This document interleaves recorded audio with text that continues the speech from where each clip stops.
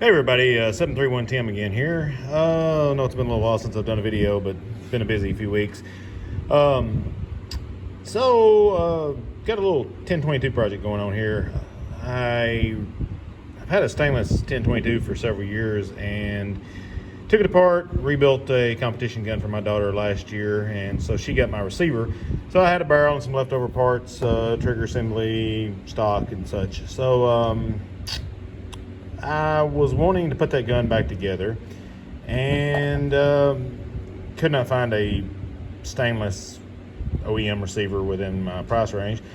So I wanted to do something a little different. I was able to find some Blim powder coated receivers that had a few issues, and so I removed the powder coat from them. And I'm like, well, I'll just polish these receivers, and I don't know, the aluminum didn't turn out as well. Maybe I didn't want to put the time into it as I wanted to. So then I got to thinking about jeweling. So I have seen, bolts and knives and things jeweled before, but never really tried it, never thought about it. This is probably my poor first attempt, but let's see. You can see some of it, and some of you may be a lot better, know a little bit more about it. But what I ended up doing was taking a pencil, cutting a pencil off, and used some valve grinding compound with a drill press.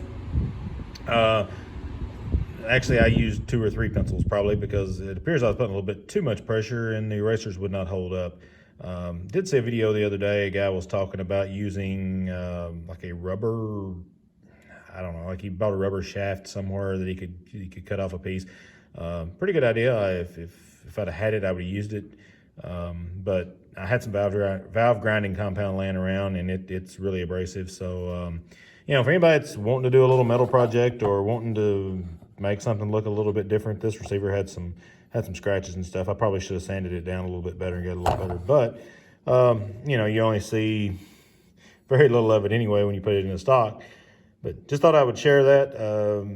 Really not a lot to it other than rub a little valve grinding compound on it, cut you off a short piece of a pencil, put it in a drill press, and basically make downward strokes on it. What I noticed was just make the eraser bulge a little bit. When you push on it, it'll make it bulge a little bit, and you can tell you've got enough pressure. One other thing is something else.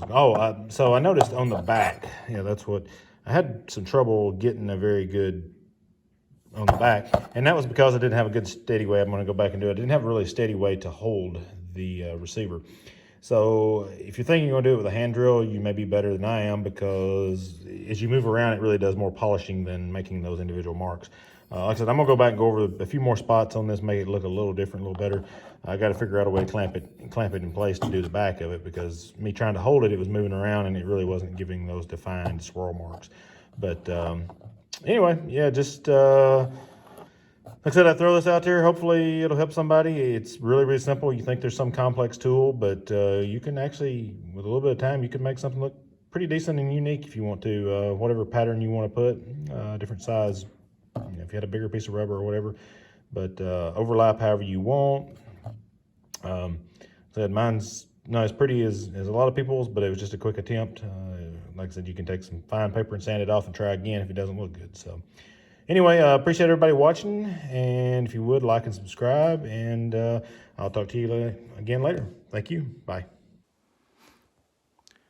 All right, so not sure if I'm gonna be able to put these videos together or not. I'm not a video editor, but if this does fit within this first video, looks like I did my job. So main thing is got this barrel back on and the gun back together. So pretty happy with how it actually turned out. Just to give another shot of it there. Anyway, again, thanks everybody. 731 Tim. Catch you next time.